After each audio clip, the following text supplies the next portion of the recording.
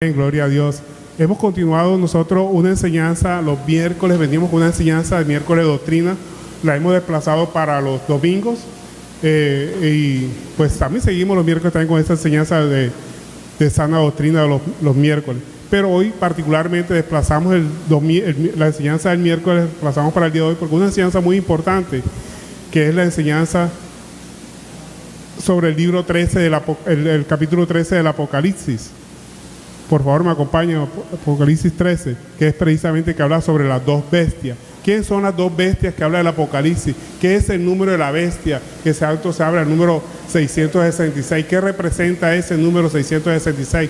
¿Representa algún político, alguna persona que va a traer la paz mundial? ¿Qué tanta conjetura que se han hecho? O si el 666 representa un tatuaje en la mano o un microchip. Eso lo vamos a mirar ahora conforme a la palabra de Dios. No conforme a una idea preconcebida, sino con lo que dice la palabra de Dios. Vamos a sacar nuestras propias conclusiones. Amén. Y ese es el propósito de toda enseñanza, conforme a la palabra de Dios. Entonces, para poder entender lo que sucede con las dos bestias, quiénes son las dos bestias, qué representan las dos bestias de la Biblia, es necesario devolvernos un poco a la enseñanza del domingo antepasado, que hablamos sobre la mujer y el dragón. ¿Por qué tenemos que devolvernos allá un momento? Porque para poder entender las dos bestias, estas dos bestias tienen que ver mucho con el dragón.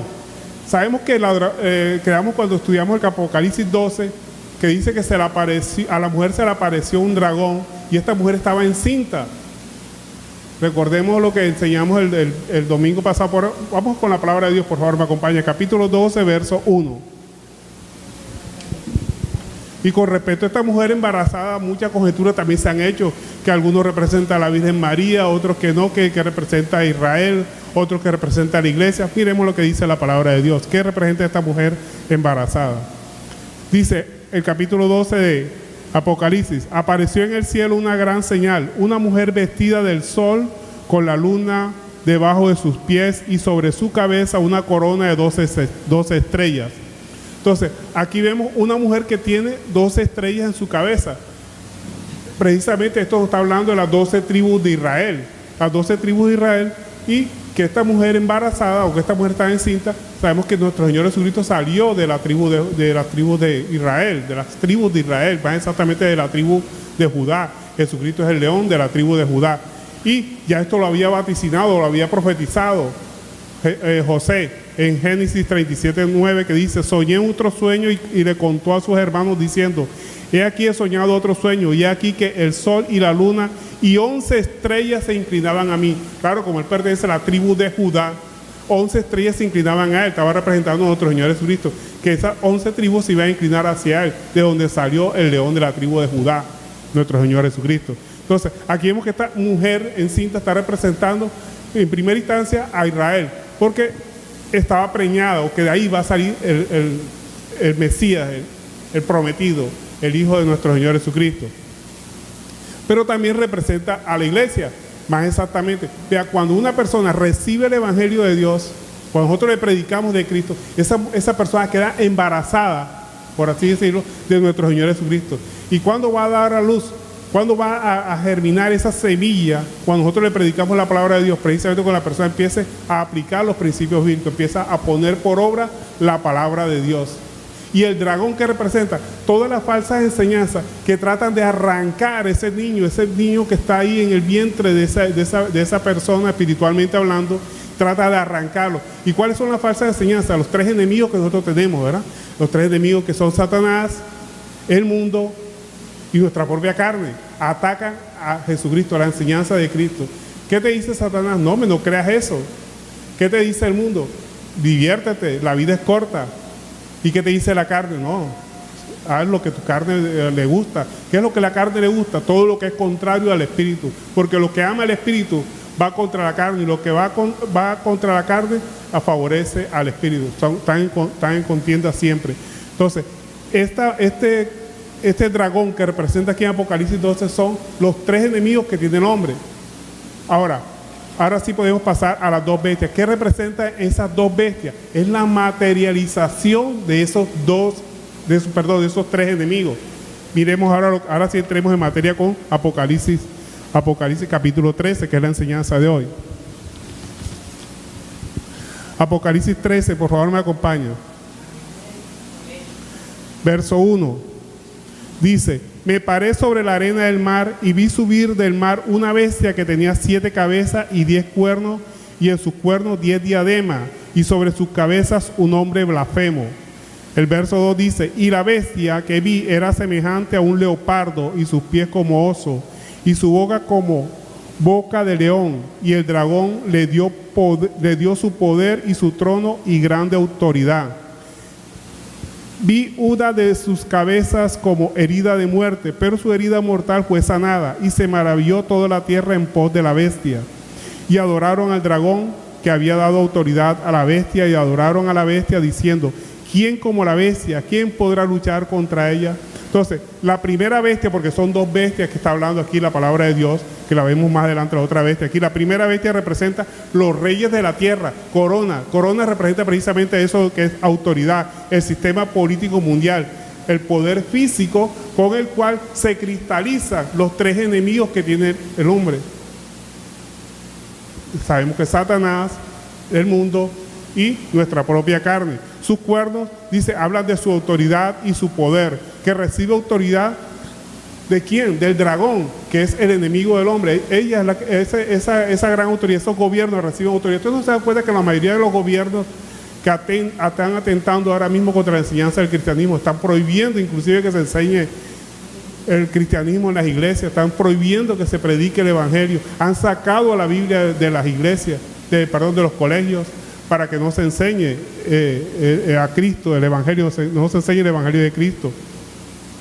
Y viene con un gran mensaje ese gobierno, un mensaje populista, un mensaje que vende mucho y que mueve mucha gente. El mensaje populista se presenta siempre como la víctima. Ellos no se presentan como enemigos, se presentan como la víctima. Se presenta siempre como diciendo que la misma religión, una frase que se utilizaba anteriormente, es el opio del pueblo, que esa es el responsable de todas las calamidades de la humanidad, de que la religión hace que se sometan las personas a los reyes, y por consiguiente ha venido el dominio mundial. Una gran frase que dijo un político muy famoso, Carlos Marx: la religión es el opio del pueblo, y de ahí se perfila todo ataque contra la enseñanza del cristianismo.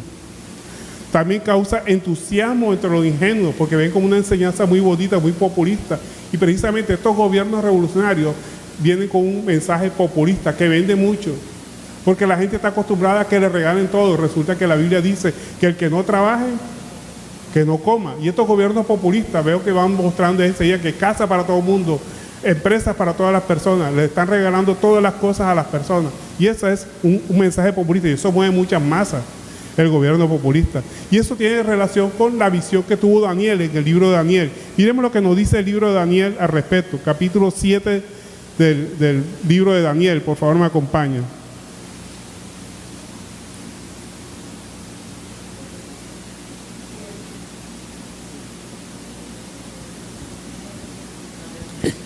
Daniel capítulo 7 dice: en el primer año de Belsasar, rey de Babilonia, tuvo Daniel un sueño y visiones de su cabeza mientras estaba en su lecho. Luego escribió el sueño y relató lo principal del asunto. Daniel dijo: miraba yo en mi visión de noche, y aquí que los 4 vientos del cielo combatían con el gran mar, y 4 bestias grandes diferentes una de la otra subían del mar. Y ahora sigamos al capítulo 11, verso 13 de ese mismo libro, Daniel. Capítulo 11, verso 36. Aquí nos dice cuál va a ser el fundamento o el objetivo de esa bestia.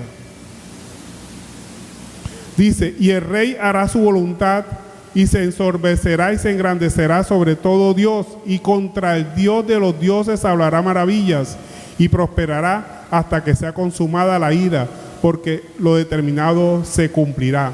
Entonces, aquí nos está mostrando precisamente que esa bestia representa todo el poder mundial, todo el sistema político, el poder físico, encaminado obviamente a atacar la enseñanza del mismo cristianismo. Sigamos con el verso 5 del capítulo 13 de Apocalipsis. Vamos a ver ahora cuál es el mensaje de la bestia, de la primera bestia. ¿Cuál es el mensaje de la primera bestia? Capítulo 13, verso 5. Dice: también se le dio boca que hablaba grandes cosas y blasfemia, y se le dio autoridad para actuar 42 meses. O sea, cuando habla la Biblia de tiempo, se refiere a un tiempo determinado, 42 meses, un tiempo determinado. Y el verso 6 dice, y abrió su boca en blasfemia contra Dios para blasfemar de su nombre, de su tabernáculo y de los que moraban en los cielos. Y se le permitió hacer guerra contra los santos y vencerlos. También se le dio autoridad sobre toda tribu, pueblo, lengua y nación. Y la adoraron todos los moradores de la tierra cuyos nombres no estaban escritos en el libro de la vida del Cordero que fue inmolado desde el principio del mundo. Entonces, ¿cuál era el mensaje de la bestia?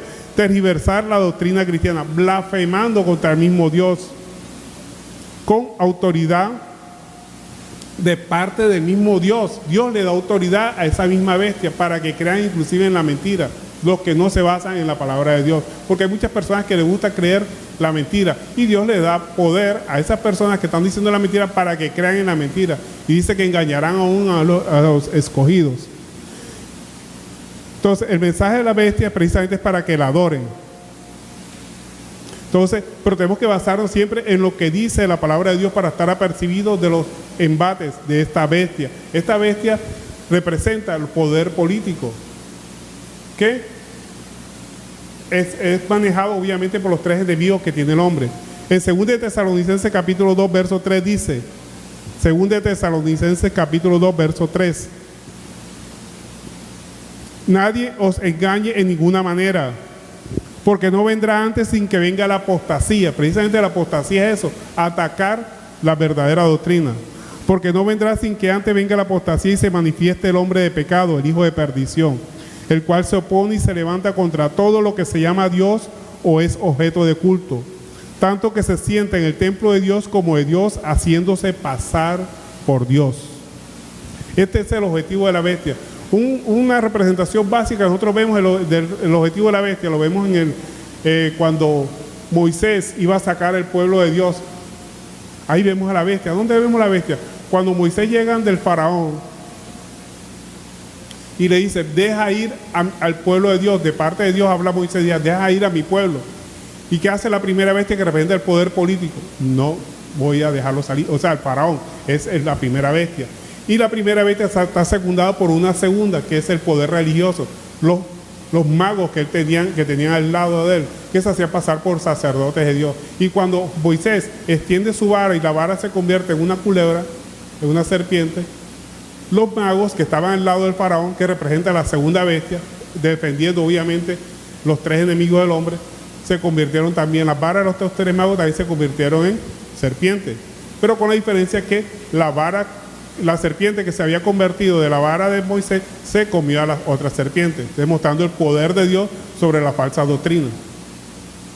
Entonces aquí vemos la representación gráfica de los dos bestias allá en el Antiguo Testamento, precisamente en la época del tiempo de la salida del pueblo de Egipto, del pueblo de Dios de Egipto, cuando la salida de ellos de esa tierra en que estaban en cautividad. Sigamos ahora con el verso 9 del capítulo 13. Si alguno tiene oído, oiga. Si alguno lleva en cautividad, va en cautividad. Si alguno mata a espada debe ser muerto. Aquí está la paciencia y la fe de los santos. O sea, los cristianos deben esperar los juicios de Dios. Nosotros no podemos alegrarnos de las cosas malas que le suceden a las personas malas, porque son mismos juicios de Dios. Y acuérdense que cuando Dios castiga a alguien, a él le duele castigar a alguien. Dios castiga, pero Dios le duele.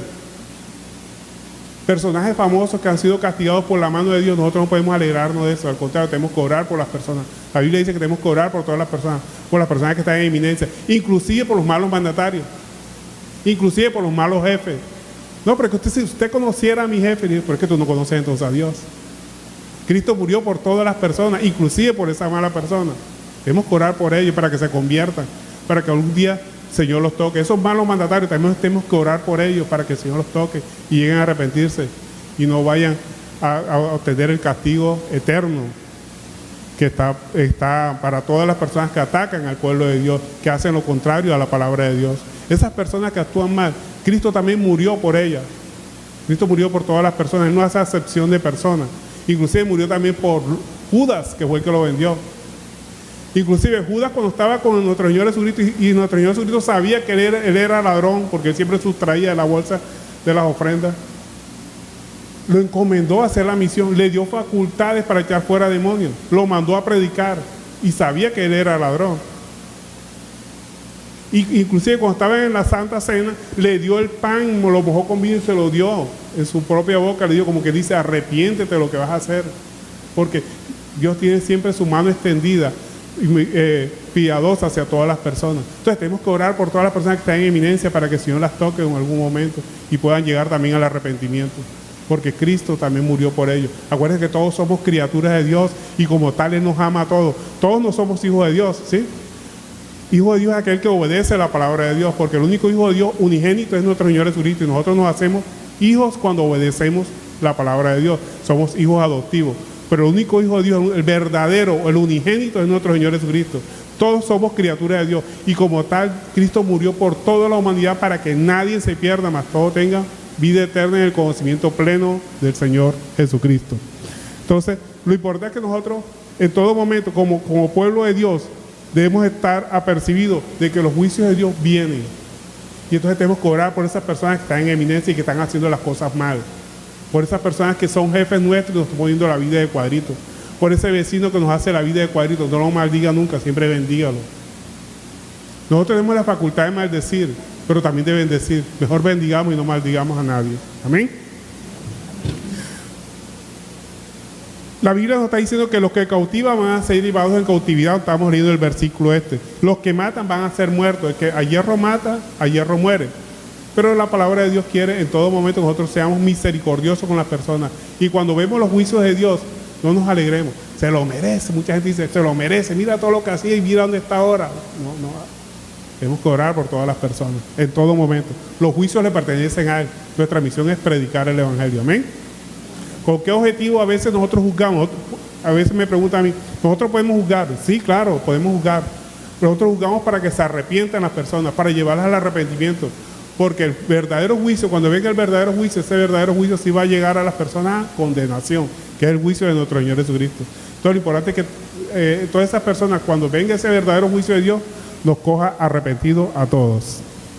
Entonces, sigamos con el verso 11 del capítulo 13 de Apocalipsis. Aquí vamos a hablar sobre la segunda bestia. Ya vimos la bestia, que es el primera bestia, que es el poder político. Ahora vamos a la segunda bestia, que es el poder religioso, la religiosidad. Cómo la religión ha manipulado la misma palabra de Dios para tergiversarla y apartar a mucha gente, inclusive de la sana doctrina. Capítulo 13, verso 11 de Apocalipsis. Después vi otra bestia que subía de la tierra y tenía 2 cuernos semejantes a los del cordero. O sea, imita la palabra de Dios. Cuando dice el cordero, quiere decir imita la palabra de Dios. Pero hablaba como dragón. O sea, cambia. Habla como dragón. Acuérdense que el dragón son los enemigos del hombre. Los 3 enemigos. Hablaba como dragón. Y ejerce toda la autoridad de la primera bestia. Va ayudando a la primera bestia, que es la que tiene el poder político, en presencia de ella, y hace que la tierra y los moradores de ella adoren la primera bestia, cuya herida mortal fue sanada. También hace grandes señales, de tal manera que aún hace descender fuego del cielo a la tierra delante de los hombres. ¿Será que esto no lo vemos en la actualidad? Falsas enseñanzas que tienen poder para hacer milagros, y muchas personas, como creen los milagros, creen las señales, enseguida creen que esta viene de Dios porque ven los milagros. Dice, pero ¿cómo no vamos a creer en esta persona? Pero mira todos los milagros que está haciendo. Entonces muchas personas creen, inclusive creen en las imágenes porque están haciendo milagros. Entonces dice, cuya Dios mortal, y engañaba a los moradores de la tierra con las señales que se le ha permitido hacer en presencia de la bestia. Manda a los moradores de la tierra que le hagan imagen a la bestia que tiene la herida de espada y vivió. Y se le permitió infundir aliento a la imagen de la bestia para que la imagen hablase e hiciese matar a todo aquel que no la adorase. Y hacía que todos, pequeños y grandes, y pobres, libres y esclavos, se le pusiese una marca en la mano derecha o en la frente. Entonces, esta segunda bestia está hablando del poder espiritual o del poder religioso que tienen algunos gobiernos para manipular la misma doctrina. O sea, esta segunda bestia está al servicio del poder político.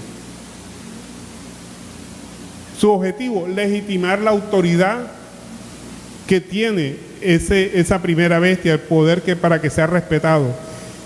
Así como vemos con el faraón estaba lleno de magos, profetas, falsos profetas. Siempre existirán los falsos profetas. Desde la antigüedad hemos visto que existen los falsos profetas. Verdaderos profetas sabemos que en la actualidad no existen. Existen falsos profetas.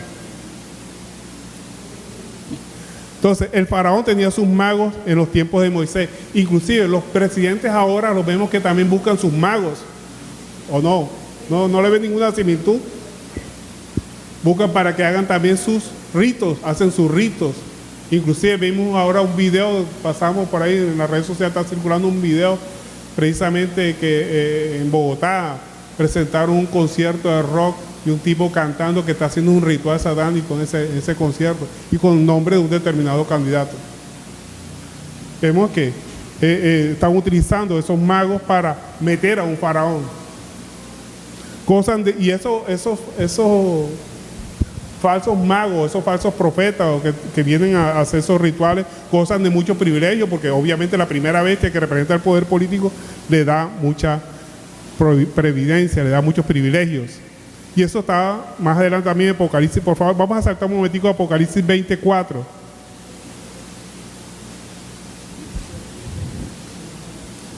Apocalipsis capítulo 20, verso 4, dice: y vi tronos y se sentaron sobre ellos los que recibieron facultad de juzgar, y vi las almas de los decapitados por causa del testimonio de Jesús y por la palabra de Dios, los que no habían adorado a la bestia ni a su imagen, y los que no recibieron la marca en su frente ni en sus manos, y vivieron y reinaron con Cristo 1000 años.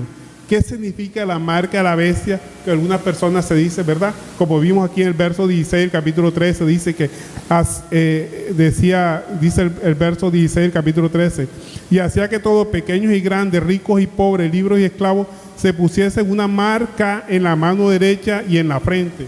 Marca en la mano derecha. ¿Será que es un microchip que tenemos que ponernos aquí o que se van a poner, o un 666 que se va a poner en la mano? Vea, cuando uno tiene una marca en la frente, es la manera, está hablando la Biblia de manera de pensar, porque en la manera de pensar que nosotros tenemos una manera de actuar, porque nadie cambia su manera de actuar si no cambia su manera de pensar, amén. Entonces, la marca en la frente significa es la manera de actuar, y con esa manera de actuar de pensar, usted actúa, que es la marca en la mano, y la mano derecha porque es la mano que comúnmente todas las personas utilizan, como la mayoría de las personas son diestras, ¿sí? Entonces, es lo que los guía, son zurdos, pero obviamente se está hablando en términos generales, en su mano derecha. Entonces dice el verso 17, y que ninguno pudiese comprar o vender si no la tuviese la marca o el nombre de la bestia o el número de su nombre. Vemos aquí la eliminación del dinero. Nadie podía comprar ni vender, como ha pasado en muchos países que están eliminando el dinero. ¿Por qué eliminar el dinero? Porque así esa bestia, el poder político, tiene el control sobre todo gasto, sobre todo ingreso de las personas al acabarse el dinero. Tú no puedes comprar ni una bolita de coco si no es con las tarjetas, y entonces ellos tienen completamente ese dominio, ese poder. La eliminación del dinero físico es la herramienta contra muchos delitos. Es muy bueno porque elimina muchos delitos, elimina la evasión fiscal, elimina el robo, elimina los hurtos. Es muy bueno la eliminación del dinero, pero deja a los ciudadanos indefensos frente a ¿qué? Al creciente poder del Estado. El poder del Estado se extralimita exageradamente.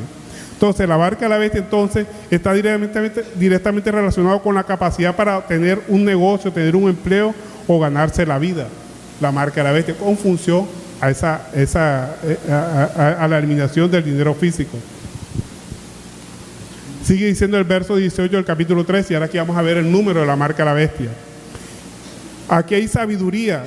El que tiene entendimiento cuente el número de la bestia, pues es número de hombre, y su número es 666. ¿Qué significa el número 666? ¿Será que si yo me tatúo ese número me da poder de la bestia? ¿O si yo me tatúo ese número voy a ser eliminado de la presencia del Señor? ¿Voy a ser lanzado al fuego? Bueno, marcarse el cuerpo es malo, ¿verdad? Porque la Biblia dice que no tenemos que tatuarnos el cuerpo por provocación o muertos. O sea, no nos marquemos el cuerpo, eso es malo, eso es feo, desde todo punto de vista, marcarse el cuerpo. Ahora, ¿qué significa el número 666?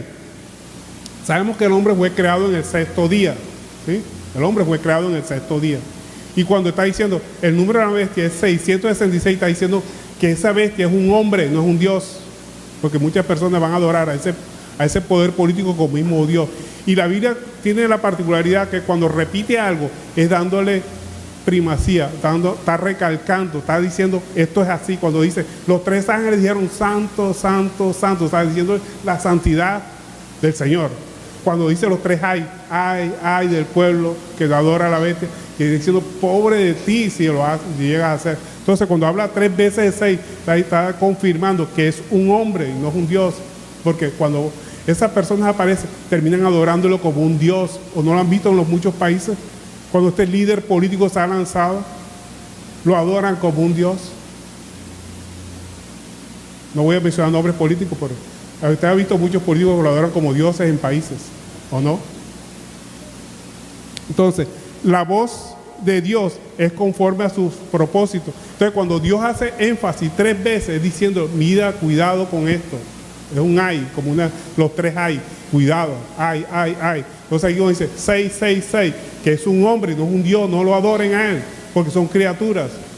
Y como criaturas no hay que adorarlo. Pero hay muchas personas que lo adoran al poder político. El hombre fue creado en el sexto día, por eso habla del 6 y confirma 3 veces el 6 diciendo es un hombre. Si no, miremos el Génesis capítulo 1 verso 26. Génesis capítulo 1 verso 26, por favor me acompaña. Entonces dijo Dios, hagamos al hombre a nuestra imagen, conforme a nuestra semejanza, o sea, parecido, no es Dios, es parecido, o sea, más bajito, más chiquitico. Y señoree sobre los peces del mar, las aves del cielo, las bestias, en toda la tierra y en todo animal que se arrastre sobre la tierra. O sea, al hombre se le dio facultad de señorear, de reinar sobre toda la creación de Dios, pero no sobre Dios. O sea, Dios está sobre el hombre. Entonces, cuando le está diciendo 6, es un hombre, no lo adoren. No debemos adorar a ningún hombre.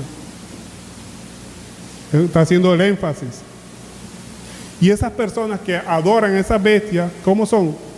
Siempre son murmuradores. Miremos lo que nos dice Judas, verso 16, porque Judas es un solo libro.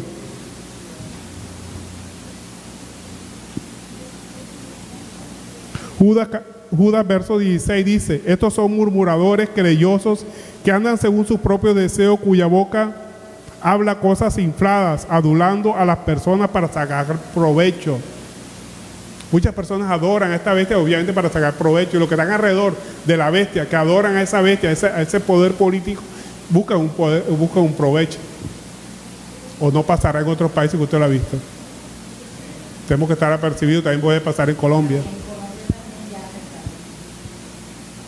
En muchos países, inclusive en Colombia también se ve. Amén, amén. Entonces, vemos qué son las dos bestias cuando habla del Apocalipsis. Las dos bestias, la primera bestia tiene el poder político y la segunda bestia tiene el poder religioso. Y este poder religioso va impulsando a la bestia, va corroborando el poder de la bestia, de la primera bestia. Y esta bestia a su vez le da privilegio a la segunda. Amén. ¿Entendimos las dos bestias? Bueno, sigamos. Ahora vamos a leer el capítulo 14, que se refiere al cántico de los 144,000. ¿Qué significa esto del cántico de los 144,000?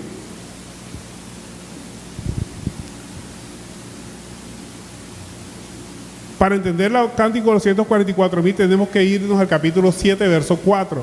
Capítulo 7, verso 4. Que dice, oí el número de los sellados, 144,000 sellados de todas las tribus de los hijos de Israel. El número de los 144,000, así como hay un número con el cual las personas son selladas, o sea, varias personas que son selladas, también hay otro número con el cual son sellados los que están contrarios a la palabra de Dios, con el 666. Hay un número que es el 144.000. ¿Pero qué significa esos 144.000? Hay dos doctrinas respecto a la explicación sobre ese número. ¿Qué representa el número de 144.000? Una, que ese es un número real, que representa un grupo de personas que van a gobernar con Cristo desde el cielo y van a gobernar a las personas aquí en la tierra. Esas personas que tendrían la esperanza de gobernar con Cristo en el cielo. Esta doctrina la mantienen los testigos de Jehová. Y que dice que ese número no se ha completado hasta el momento. Que esas personas están gobernando desde el año 1914, o sea, cuando comenzaron la Primera Guerra Mundial. Porque Cristo había vaticinado que iban a venir tiempos de aflicciones. Esta doctrina no tiene fundamento bíblico. ¿Por qué? Porque la Biblia, primero que todo, no habla de fechas exactas, que están gobernando desde 1944. No habla de eso tampoco. Y dice que esas personas, cuando llegue el fin, no vivirán en la tierra, dicen ellos. Ahora, ¿qué realmente dice la Biblia? Sabemos que la Biblia, Dios conoce el número de sus elegidos. Ahora, ¿cómo así que Dios elige a alguien? Claro, Dios elige. O sea, Dios quiere que todas las personas lleguen al conocimiento verdadero de la palabra de Dios, pero no todos llegan al conocimiento, ¿verdad? Ahora, si nosotros dijéramos que Dios elige a las personas para ser salvos, sería un Dios injusto, porque Dios está eligiendo a uno para que salvación y otro para condenación. Sería injusto de parte de Él. Ahora, Dios no elige a nadie para condenación ni para salvación. Todos somos elegidos para salvación. Todos. No hay uno que no sea elegido para salvación. Como dimos ahorita, hasta Judas fue elegido para salvación, pero él decidió perderse su propia elección. Jesucristo en lo último le dio hasta el pan, se lo mojó y le dijo: come el pan, en otras palabras, arrepiéntete. Ahora, ¿por qué hay unos elegidos de parte de Dios? Esos elegidos de parte de Dios son, entre los que eligen seguir a Dios, Dios elige a algunos para que dirijan la iglesia. Esos son los elegidos de Dios. Pero entre los que eligieron seguir a Dios, a Cristo. Miremos lo que nos dice la palabra de Dios en Efesios 4:11. Aquí vemos cuáles son los que Dios elige. ¿Cuáles son esos 144.000? Que no son un número exacto, sino un número representativo, que son muchos los elegidos. ¿Cuáles son esos elegidos? Efesios 4:11. Él mismo constituyó, dice Efesios 4:11, él mismo constituyó a unos apóstoles, a otros profetas, a otros evangelistas, a otros pastores y maestros, a fin de perfeccionar a los santos para la obra del ministerio, para la edificación del cuerpo de Cristo. Entonces, Dios elige, sí, Dios elige dentro de los que los eligen a Él. ¿Amén? Entonces vemos aquí que Dios no es injusto. Dios está haciendo la elección dentro de los que lo eligen a Él, pero Él quiere que todos lo elijan a Él, porque para eso vino Cristo, para salvar a los que se habían perdido, a toda la humanidad, a todos nosotros. Dice la palabra de Dios: de tal manera amó Dios al mundo, que amó a su Hijo unigénito, para que todo aquel que en Él crea, o sea, los que lo elijan a Él, no se pierdan. Y entre los que lo eligen a Él, Él elige quiénes son los que van a dirigir la iglesia, quiénes son los pastores, quiénes son los maestros, quiénes son los evangelistas. ¿Amén? Esos son los elegidos, los que forman los 144.000. Pero que es un número simplemente que está representando que son una cantidad que solamente Él conoce, que es en contraposición a la multitud vestida de blanco. La multitud vestida de blanco representa así a todos los que creyeron en Cristo. Una multitud que no se puede contar. Ahora sí entremos en materia el cántico. ¿Qué representa ese cántico de los 144.000? Ahora vamos al capítulo 14, verso 1. Dice: después miré y aquí el Cordero estaba en pie sobre el monte de Sión, y con él 144.000 que tenían el nombre de él y el de su padre escrito en la frente. Mire, estas personas 144.000, que son los pastores, que son los maestros, que son los evangelistas, tienen el nombre escrito de Cristo en la frente. ¿Qué quiere decir eso? Que nada más piensan en Él, nada más piensan en predicar la palabra de Dios. No es que lo tengan literalmente escrito ya, sino que nada más están pensando en predicar. Todos los momentos están predicando, en preparar mensajes, enseñanzas. Eso tiene el nombre escrito en su frente. Y como tienen el nombre escrito en su frente, también lo tienen escrito en su mano. Actúan conforme a la palabra de Dios.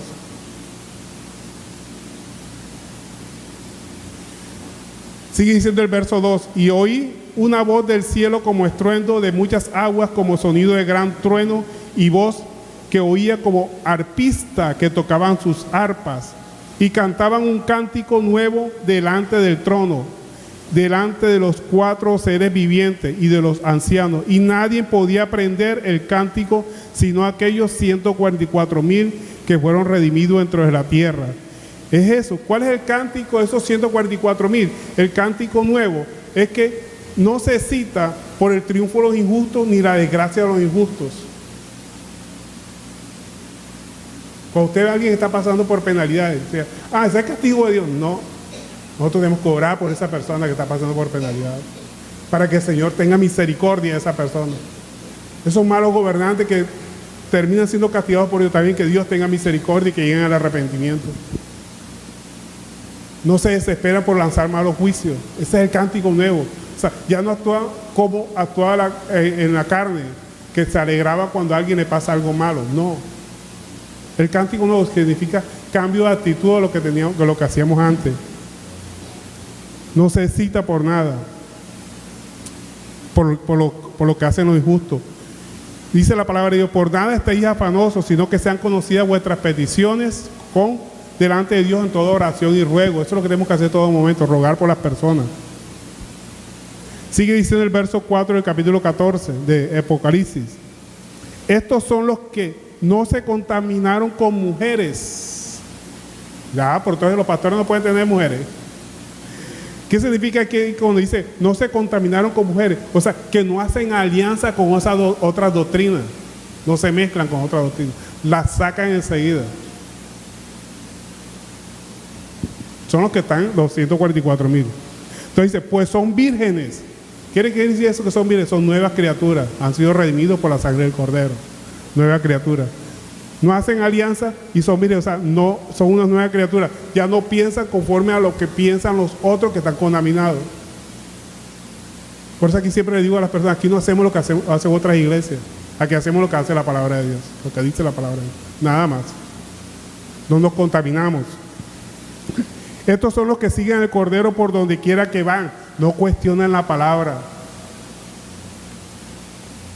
Hay personas que uno le dice, mira, lo que la palabra de Dios dice, que nosotros podemos conocer a las personas por su fruto los conoceréis. Ay, pero es que nosotros no sabemos, tú puedes ver los frutos de una persona malo, pero tú sabes cómo es el corazón de ella delante de Dios. Está cuestionando la palabra. Cuando dice por su fruto los conoceréis, es fundamental para nosotros. Por su fruto los conocen. Entonces, estos fueron redimidos entre los hombres como primicias para Dios y para el Cordero. Los 144,000, que es diferente a la multitud vestida con ropa blanca. Y sigue diciendo el verso 5, y en sus bocas no fue hallada mentira, pues estos son sin mancha delante del Cordero. Quiere decir que no tienen mentira, que no tienen falsas doctrinas. Los 144,000. Entonces, siempre están defendiendo la palabra de Dios y no se dejan contaminar. Entonces, ¿entendimos cuál es el cántico de los 144,000? Gloria a Dios. Ese es el objetivo de la enseñanza. Bueno, sigamos ahora al verso.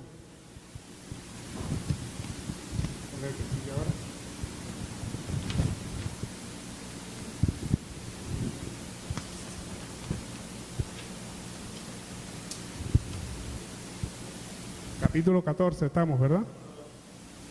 ¿Perdón? Capítulo 14, verso 2. Correcto. Ya pasamos el verso 2, ya pasamos el verso 2. Pasamos al 5. Ahora vamos para el 6, verso 6 del capítulo 14. Que se titula el mensaje de los 3 ángeles, el mensaje de Dios para la iglesia. ¿Cuál es el mensaje de Dios para la iglesia? Bueno, lo vamos a ver en el mensaje de los 3 ángeles. Esta doctrina de los 3 ángeles es fundamental que la tengamos presente y la aprendamos muy bien, porque con esta doctrina de los 3 ángeles se han metido falsas enseñanzas en la iglesia y han terminado en enseñar a las personas que el mensaje de los 3 ángeles no es más que guardar el sábado, los sabatos. Y esta doctrina de los sabáticos son los que más desarrollan la doctrina de los 3 ángeles, para enseñar precisamente para que las personas obedezcan el sábado. Pero vamos a ver conforme a la palabra de Dios si nos manda a obedecer el sábado la enseñanza de los 3 ángeles. Verso 6 del capítulo 14. Dice, vi volar en medio del cielo a otro ángel que tenía evangelio eterno para predicarlo a los moradores de la tierra, a toda nación, tribu, lengua y pueblo, diciendo a gran voz, temed a Dios y dadle gloria, porque la hora de su juicio ha llegado, y adorarle a aquel que hizo el cielo y la tierra, el mar y la fuente de las aguas. O sea, aquí vemos un primer ángel. O sea, primero vamos a hablar qué significa ser ángel, qué es un ángel. Dios utiliza muchos mensajeros para manifestar su voluntad a los hombres. Uno de esos mensajeros son los ángeles, o sea, el medio celestial que Dios utiliza. Pero cuando Dios utiliza un mensajero como ángel, es para determinada persona. Así como el ángel que se le reveló a José, ¿verdad? ¿Sí? Él le reveló que María iba a salir embarazada y que no la dejara, porque ese hijo venía de revelación, venía fruto del Espíritu Santo. Se le revela a determinadas personas. Pero aquí vemos que está hablando de un ángel que dice que tenía el conocimiento eterno del Evangelio para predicarlo a todos los moradores. Luego entonces nos está hablando de un ángel celestial. Dios también utiliza como mensajeros embajadores. ¿Quiénes son los embajadores de Dios aquí en la tierra? El mismo hombre. Esos hombres son encargados de predicarle a todas las personas. En Marcos 16:15 ve un mandato que Dios le dio a los que creen en Él. Ir por todo el mundo y predicar a todas las criaturas, ¿verdad? Eso es un mandato que tienen todas las personas. Cuando usted está predicándole a alguien, usted es un ángel para esa persona, usted le está llevando el mensaje de salvación a esa persona. Entonces vemos otra clase de ángel aquí. O sea, hay varias clases de mensajeros que Dios utiliza para llevar sus verdades. Uno, a través de los ángeles. Es como el ángel que se le reveló también al apóstol Juan y le dio todas las revelaciones del Apocalipsis. Dios utiliza a hombres para llevar su verdad, su palabra de Dios a todas las personas. Pero Dios también utiliza otro medio para llevar la verdad a través de revelaciones. ¿Cuál es la revelación que Dios utiliza para llevar la palabra a ellos? Toda la palabra de Dios es una revelación. Toda. Porque si no fue, supongamos que no existiera el Apocalipsis, el Génesis, ¿cómo supiéramos que Dios nos hizo? A través de esta revelación. La verdadera revelación la tenemos en la palabra de Dios. Los verdaderos profetas en la actualidad son los que hablan conforme a la palabra de Dios, que es la profecía más inerrante, que no hay margen a que usted se equivoque cuando usted está hablando conforme a la palabra de Dios.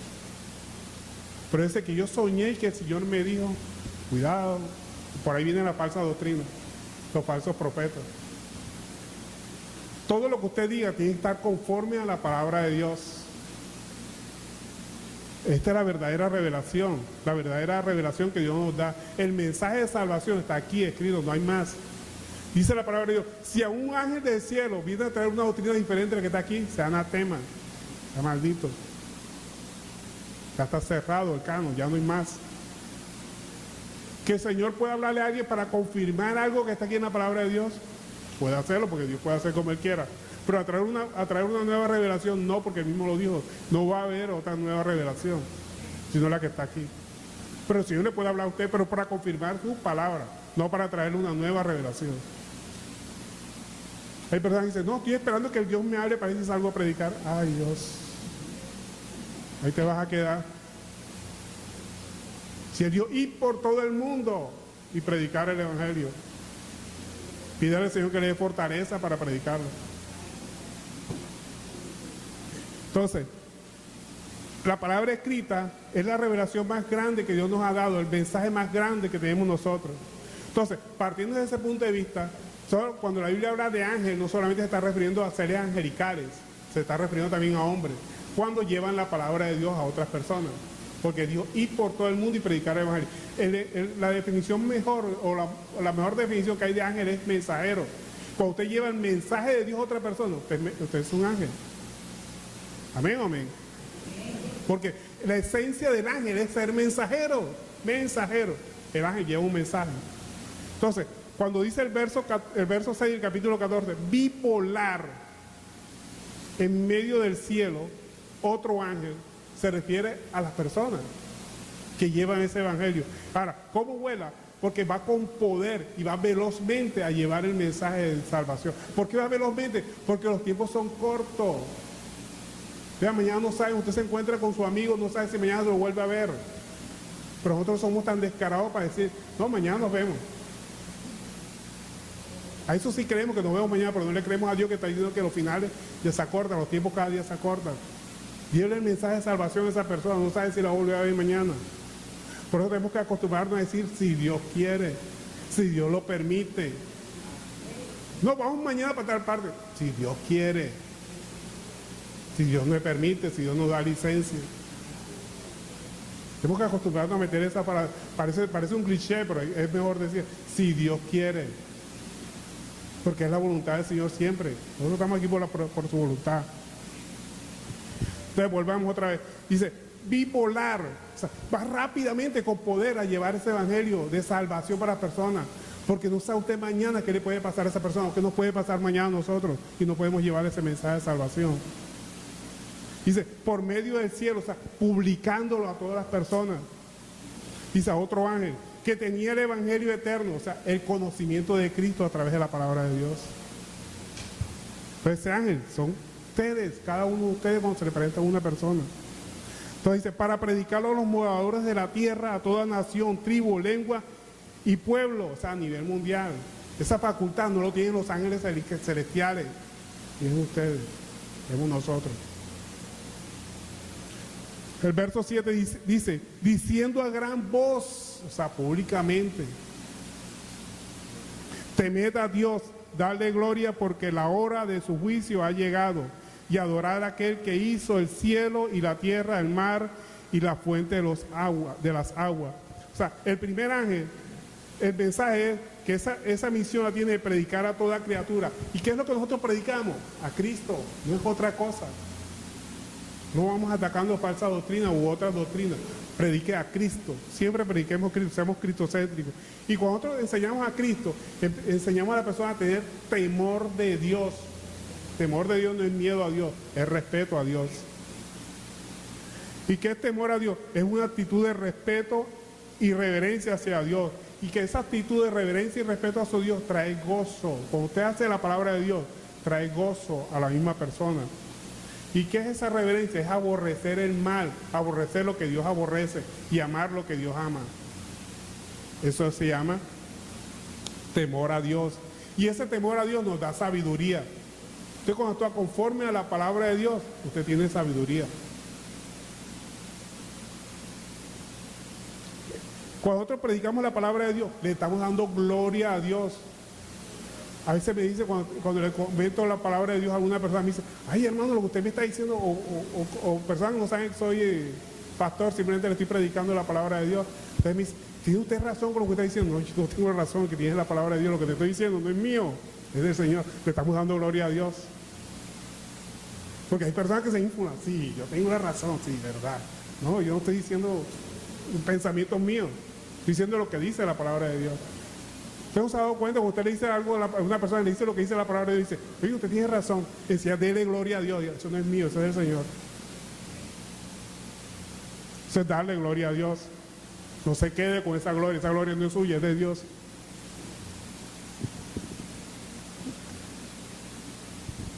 Entonces, tenemos que enseñar a adorar a Dios. ¿Pero qué es adorar a Dios? Postrarme así. No, eso no es adorar a Dios, eso es una actitud religiosa. Si lo quiere hacer, hágalo. Arrodillarse, hágalo, pero eso es religiosidad. Pero si lo quiere hacer, fabuloso. Si quiere levantar la mano, levante. Pero ¿qué es verdaderamente arrodillarse delante de Dios? Es someterse a su palabra. Eso significa arrodillarse ante Dios, someterse a la palabra. Pero ¿qué pasa si yo me arrodillo aquí y allá hago lo que me da la gana? Eso no es arrodillar, estar de rodillas ante Dios. Estar de rodillas ante Dios, sometido a su palabra. ¿Qué es levantar las manos ante Dios? Cantar alabanza y hacer así. No, si quiere hacerlo, hágalo y se ve bonito. Pero eso no es depender de Dios. Usted levanta manos santas hacia Él. Que todas sus bendiciones vienen de parte de Él. Y que cuando usted tiene una necesidad, usted alza sus ojos y antes levanta sus ojos al monte, al de Dios. Y que de allá viene su socorro. No viene del pagadiario, no viene del padre, no viene del vecino, no viene del hermanito, no viene del pastor, viene de Dios. Eso es levantar las manos hacia Dios, porque de Él es que viene nuestra. Amén. Gloria a Dios. Entonces, ese es el mensaje que tiene el primer ángel. Entonces, el primer ángel lo que hace es enseñar a las personas a creer en Cristo, como dice la Escritura. Porque muchas personas creen en Cristo, pero no creen en Cristo como dice la Escritura. Cristo, un tipo ahí crucificado allá que sufrió y ya está crucificado. No, él estuvo ahí, pero ya no está ahí. Un tipo muy bonito, mirando unas ovejas, ¿no? Ni hermosura había en su parecer, para que no lo deseáramos por su belleza física, sino por lo que Él es. Rey, Dios. Él gobierna en toda la humanidad, Él gobierna en todas las circunstancias de la vida. Él es majestuoso, pero hay un lugar donde Él no gobierna, en el corazón de las personas que no lo obedecen a Él. Y también quiere gobernar ahí. Pero solamente puede gobernar ahí si las personas le entregan su corazón. ¿Y qué es entregarle el corazón al Señor? Levantar la mano y decir, te acepto como mi Salvador. No, eso es religiosidad. Es obedecer su palabra, enseñarle a obedecer la palabra de Dios. Entonces, el mensaje del primer ángel es enseñar a las personas a creer en Cristo, como dice la Escritura. Ahora vamos a ver el segundo ángel. Verso 8 del capítulo 14. Dice, otro ángel le siguió. O sea, después que se ha enseñado el conocimiento perfecto de Cristo, ¿qué pasa? Dice, otro ángel le siguió diciendo, ha caído Babilonia, la gran ciudad, porque ha hecho beber a todas las naciones del vino del furor de su fornicación. O sea, el segundo ángel es un mensaje, fíjate, es un mensaje de parte de Dios para la persona que conoce de Cristo. Domina tu carne. Babilonia es la carne. Babilonia, ¿qué significa literalmente Babilonia? Desorden, caos. Y ese desorden, caos viene cuando usted obedece su carne. Entonces, cuando dice, ha caído la Babilonia. Cuando nosotros conocemos a Cristo, como dice la Escritura, Babilonia cae. El dominio, la majestad que tenía nuestra carne sobre nosotros, cae inmediatamente. Empezamos a dominar la carne, pero no lo dominamos solo, dominamos con la presencia del Espíritu Santo. Porque cuando nosotros conocemos a Cristo, como dice la Escritura, dice la palabra de Dios, como dice la palabra de Dios, el que cree en mí, como dice la Escritura, de su interior correrán ríos de agua viva. Y esto dijo de él, refiriéndose al Espíritu Santo que iba a venir después del conocimiento de Cristo. Porque Él no nos ha dejado solos. Él dijo, no los dejaré solos, nos deja el Espíritu Santo. Entonces, el mensaje del segundo ángel es que el Espíritu Santo nos acompaña para dominar nuestra carne después del conocimiento perfecto de Cristo. Y ese mensaje nos dice que el Espíritu Santo, cuando llega a nuestra vida, es el que nos convence de pecado, de justicia y de juicio. Es cuando nosotros empezamos a decir, ay no, esto que estoy haciendo está malo ante los ojos de Dios. Él es el que lo convence. Yo no puedo decirle a usted, hermanito, lo que usted hace está malo. No, el que lo convence es el Espíritu Santo. Yo no puedo hacer las funciones del Espíritu Santo. Yo puedo hacer la función que me toca a mí, predicar el Evangelio nada más. Yo no puedo decir a usted, ese vestido que usted tiene está malo, esa está muy cortica, hermano. No, eso lo hace el Espíritu Santo, eso no es mi función. Yo no puedo andar con 1 metro aquí, no, que tiene que ser más abajo de la rodilla. No, esa es función del Espíritu Santo. Él es el que convence, yo no. Si no, entonces obligaría a las personas a que se disfracen. Aquí viene de una forma y en su casa o su calle es otra forma. No. Él es el que convence, su manera de actuar, su manera de pensar. Entonces, el segundo ángel es el mensaje para la misma persona que ha recibido el conocimiento de Cristo. ¿Y cuál es el mensaje? Domina tu carne. Ha caído la gran Babilonia. Cuando nosotros conocemos a Cristo, como dice la Escritura, Babilonia cae. Ese caos que teníamos en nuestra mente, porque se ha liberado nuestra mente de nuestra vana manera de vivir. Ya pensamos, no comenzamos como empezábamos antes, a mí me parece, yo creo, es que esto es así, es que yo siempre he sido así, es que mi familia es así, es que mi familia es así, es que mi sangre es así. No, ya actuamos como dice la palabra de Dios, se cae la Babilonia. ¿Amén o amén? Amén. Entonces, cuando dominamos la carne, el Espíritu Santo nos ayuda, porque no nos deja solos. Solo no podemos. Los malos deseos, los vicios, no los podemos quitar de nuestra vida solo. Él nos da su poder a través de su Espíritu Santo. Por eso Jesucristo dijo, no los dejaré solo, los dejaré el Espíritu Santo. Él es el único que convence de justicia, de pecado y de juicio. De pecado porque no creíamos en Él. De justicia por cuanto el príncipe de las tinieblas ya ha sido juzgado. ¿Amén? De justicia por cuanto Él va al Padre y de juicio por cuanto el príncipe de este mundo ya ha sido juzgado. Ahora vamos a ver cuál es el tercer ángel. ¿Cuál es el mensaje del tercer ángel? Sigamos el verso 9.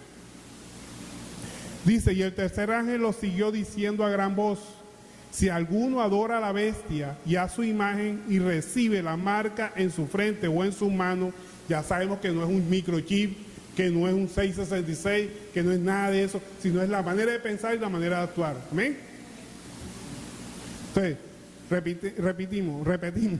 Y el tercer ángel lo siguió diciendo a gran voz, si alguno adora a la bestia o ya a su imagen y recibe la marca en su frente y en su mano, él también beberá del vino de la ira de Dios, que ha sido vaciada puro en el cáliz de su ira, y será atormentado con fuego y azufre delante de los santos ángeles y del Cordero. Y el humo de su tormento sube por los siglos de los siglos, y no tiene reposo de día ni de noche los que adoran a la bestia y a su imagen, ni nadie que reciba la marca de su nombre. Aquí está la paciencia de los santos, los que guardan los mandamientos de Dios y la fe de Jesús. O sea, el tercer de ángel te está diciendo, si tú cambias tu forma de pensar, obviamente cambias tu forma de actuar.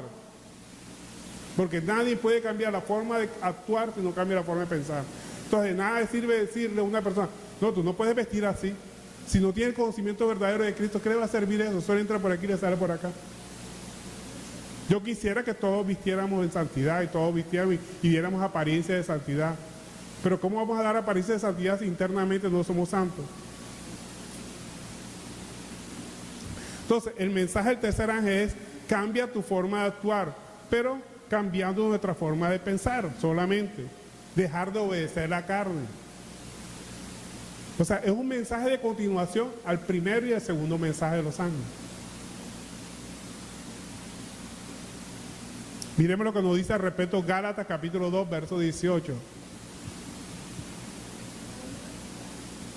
sea, es un llamado de atención a las personas que conocen de Cristo, tienen el Espíritu Santo y sin embargo hacen lo que les da la gana o hacen contrario a lo que dice la palabra de Dios. Gálatas capítulo 2, verso 18. Amén. Gálatas 2, verso 18.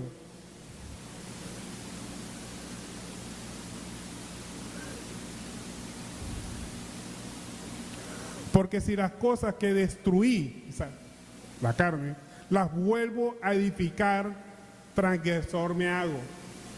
Si ya yo supe que eso era malo, me di cuenta que era malo conforme a la palabra de Dios y lo vuelvo a hacer, ¿qué me pasa? Me vuelvo a transgresor nuevamente, vuelvo a ser pecador.